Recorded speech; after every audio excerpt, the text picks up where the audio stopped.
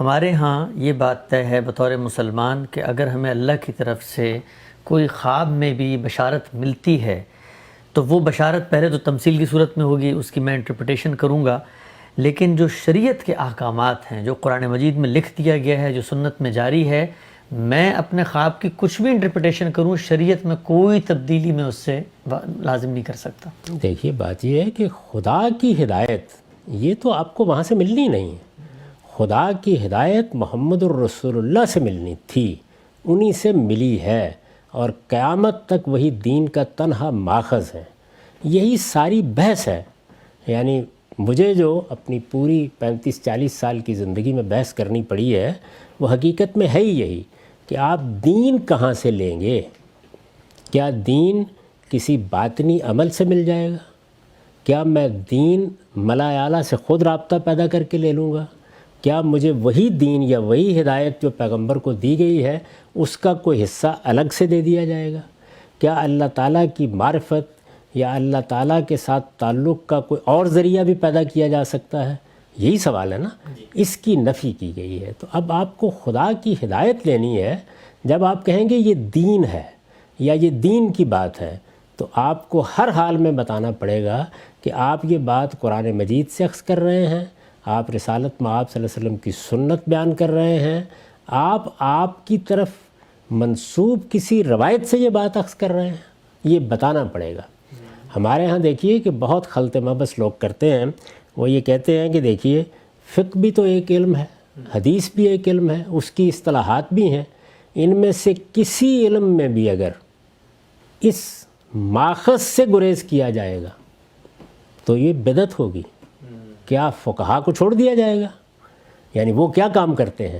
وہ اس دین کو سمجھانے ہیں۔ آپ ہر وہ علم جو اس ماخذ تک رسائی کے لیے وجود میں لائیں گے، اور ہر وہ علم جس میں اس ماخذ کو سمجھیں گے، اور ہر وہ علم جس کو اس ماخذ سے لے کر انسانوں سے متعلق کریں گے، وہ تو رحمت ہے وہ سارے علوم، کیونکہ ان میں دین کا تنہا ماخذ مان لیا گیا ہے محمد الرسول اللہ صلی اللہ علیہ وسلم کو۔ وہ علم وہاں سے ڈرائیو ہوگا۔ اس میں بھی غلطی ہوگی تو بتایا جائے گا یہ غلطی ہے، اس میں اگر استنباط غلط ہوا ہے تو سمجھایا جائے گا کہ یہاں استنباط میں غلطی ہو گئی ہے، اس میں فہم میں غلطی ہوگی تو بتایا جائے گا کہ بڑے سے بڑے آدمی سے بھی فہم میں غلطی ہو سکتی ہے۔ کیسے بتایا جائے گا؟ وہ اصل متن موجود ہے، وہ اس کو قبول نہیں کرتا۔ اور اگر کوئی آدمی اصل متن کو چھوڑ کر اپنی طرف سے کوئی بات کہے، اپنی طرف سے، تو وہ بدعت ہوگی۔ اسی وجہ سے رسالت مآب صلی اللہ علیہ وسلم نے متنبع کیا، یہ بتایا۔ پہلے قرآن نے جو سورہ اعراف میں بیان کیا کہ جرائم کیا ہیں، تو وہاں یہ کہا کہ 5واں بڑا جرم یہ ہے کہ وَأَن تَقُولُوا عَلَى اللَّهِ مَا لَا تَعْلَمُونَ، اللہ کی نسبت سے تم وہ بات کرو جو اللہ نے تمہیں نہیں بتائی۔ تو ظاہر ہے کہ اللہ کی طرف سے اگر وہ بات ہے تو پھر آپ کو دلیل دینی پڑے گی، قرآن کی دلیل دینی پڑے گی، کیونکہ اللہ کی طرف سے بات اور دین کی بات وہ تو وہیں سے آئے گی، اس کا دروازہ ہی ایک رہ گیا ہے۔ آپ وہاں سے داخل ہوں اور آ جائیں تو میں نے عرض کیا کہ غلطی مجھ سے بھی ہو جائے گی، غلطی ابو حنیفہ سے بھی ہو جائے گی، غلطی شافعی و مالک سے بھی ہو جائے گی، وہ اصول کی غلطی بھی ہو جائے گی، وہ اپروچ کی غلطی بھی ہو جائے گی، وہ جزوی غلطی بھی ہو جائے گی۔ غلطی کو ہم غلطی کہیں گے، لیکن جس وقت وہ اس کو ایک طرف رکھ کے اپنی بات کریں گے، یعنی استدلال نہ قرآن سے کیا جا رہا ہے، نہ سنت سے کیا جا رہا ہے، نہ کسی روایت سے کیا جا رہا ہے، اب وہ کیا چیز ہے؟ اگر آپ اس کو دین کہیں گے، دین کی حقیقت کہیں گے، تو وہ دین کی حقیقت یا دین کی حیثیت سے قبول نہیں ہوگی۔ چنانچہ ایسے نہیں ہے کہ فقہ ساری کی ساری بدعت پیدا ہو جائے گی تو کہا جائے گا بدعت ہے۔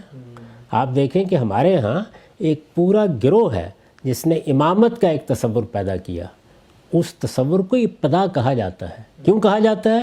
اس لیے کہ وہ اس ماخذ سے لیا نہیں گیا، لیکن اگر کوئی چیز اس ماخذ سے لی جائے گی وہاں بھی غلطی ہو جائے گی۔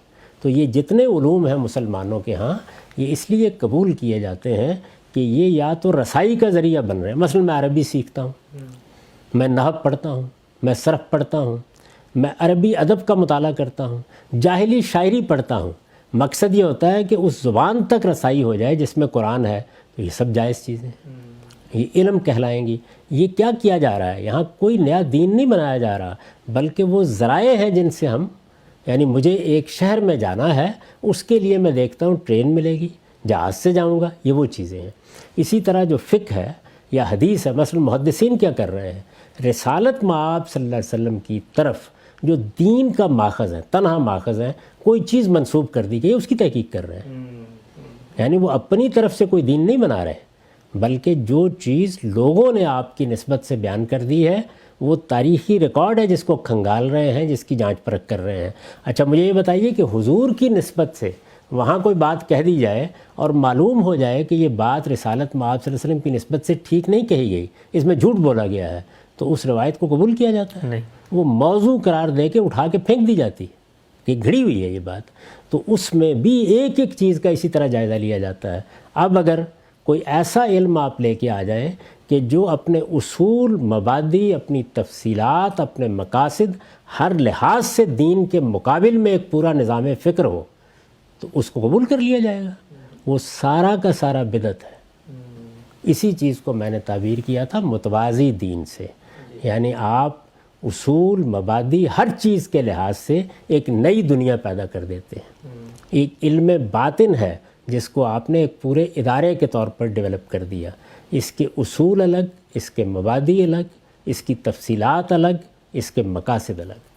یہ بحثیت مجموعی پورا کا پورا معاملہ ہی اس راستے سے ہٹ کر اختیار کیا گیا ہے جو فقہاء اختیار کرتے ہیں، محدثین اختیار کرتے ہیں، یا دین کے علوم میں جو علوم ہم نے ایجاد کیے ہیں، میں نے عرض کیا کہ وہ یہی ہوں گے، یعنی یا رسائی کا ذریعہ بن رہا ہوگا کوئی علم، اور یا فہم کا ذریعہ بن رہا ہوگا کوئی علم، اور یا اطلاق کا ذریعہ بن رہا ہوگا۔ یعنی میرے دین میں کوئی بات کہی گئی ہے، وہ اب ظاہر ہے کہ انسانوں سے متعلق ہونی ہے تو کر کے دکھانا ہے کیسے متعلق ہوگی۔